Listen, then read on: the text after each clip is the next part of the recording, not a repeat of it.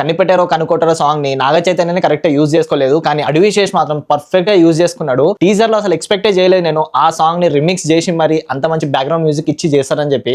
మస్తు అనిపించింది అసలు. భీమ్ సెసరేలియో అంట, ఆయన దగ్గర నుంచి అయితే అసలుకే ఎక్స్పెక్ట్ చేయలేదు నేను. ఆయన ఎప్పుడు డించాకే కొడతా ఉంటాడు. టీజర్ మాత్రం అబ్సల్యూట్లీ ఫెంటాస్టిక్ అనిపించింది. యాక్షన్ సీక్వెన్సెస్ గానీ, బ్యాక్గ్రౌండ్ మ్యూజిక్ కి తగ్గ గన్ సౌండ్స్ గానీ మస్తు అనిపించింది అసలు. ఫస్ట్ మెయిన్ గా చెప్పాలంటే నాకు మృణాల్ ఠాకూర్ మాత్రం సూపర్ అనిపించింది. చాలా స్వీట్ గా మంచి అనిపించింది అసలు. ఫస్ట్ ముద్దు పెట్టాలా అని చెప్పి అడుగుతాడు అడివిశేష్. అక్కడ నుంచి స్టార్టింగ్ నుంచే చాలా బాగుంది అసలు. అనురాగ్ కశ్యప్ కి మాత్రం చాలా మంచి క్యారెక్టర్ ఉండాలని అనుకుంటున్నాను నేను. ఎందుకంటే మహారాజా, అదే మన సేతుపతి మహారాజాలో మాత్రం చాలా మంచి క్యారెక్టర్ ఇచ్చిండు ఆయనకి. చాలా పెద్ద ట్విస్ట్ ఉండే దాంట్లో. సో అట్లానే దీంట్లో కూడా అట్లాంటి ఏమైనా ఉంటే చూద్దాం అన్నట్టు అనిపిస్తుంది. ప్రకాష్ రాజ్ కూడా ఉన్నారు. అడివిశేష్ ని మనము లాస్ట్ మేజర్ లో చూసినాము, అంటే ఫుల్ ఫ్లెడ్జ్డ్ మూవీ అంటే మేజర్ లో చూసినాము. తర్వాత హిట్ 3 లో జస్ట్ చిన్న క్యామియో ఉండే, అది ఒకటి చూసినాం అంతే. ప్రెస్ మీట్ లో అడివిశేష్ ని లవ్ స్టోరీ కదా అని అడిగితే మాత్రం yeah this is a love story but angry love story అని చెప్పి అన్నాడు. మరి అంత యాంగ్రీ లవ్ స్టోరీ ఏముందో నాకైతే అర్థమైతలేదు. టీజర్ లో మాత్రం పెద్ద ఏం లేవు, అన్ని యాక్షన్ సీక్వెన్సెస్ ఉన్నాయి. ఆ కార్లు బోల్తాలు పడడము, వీళ్ళు బ్యాగ్ వేసుకొని పోవడం, గన్ షాట్లు కొట్టడము, ఇట్లాంటివి ఉన్నాయి. ఇంకా ట్రైలర్ వస్తే మాత్రం పక్కాగా అర్థమైపోతుంది. March 13th అనుకుంటా రిలీజ్ ఉగాదికి.